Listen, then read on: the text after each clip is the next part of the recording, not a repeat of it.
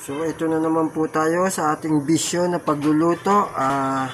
Ngayon pong gabi ay magluluto tayo ng may sabaw. Ngayon po ay magluluto tayo ng tinulang manok. Ayan. Siyempre meron tayong yung mga ingredients natin. Ayan. Siyempre nagpainit na rin tayo ng mantika para sa ating paggisa. So maglalagay na tayo ng mantika. Ayan.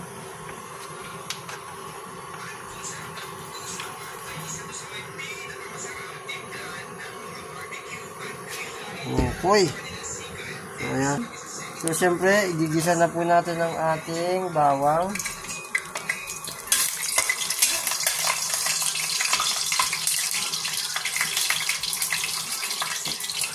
Ang ating luya.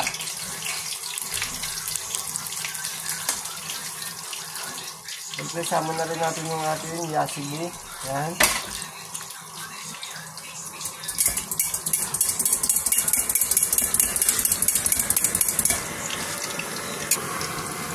Siyempre, habang inaano natin yung sibuyas, siyempre, gigisa na rin natin yung ating manok.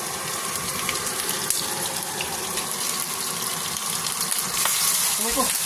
Alay! Ano ito? Ayan.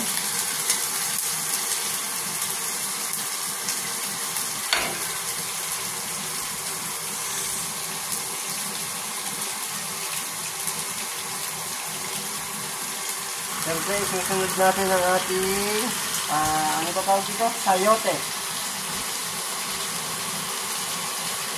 Yan, ang ating sayote. Yun,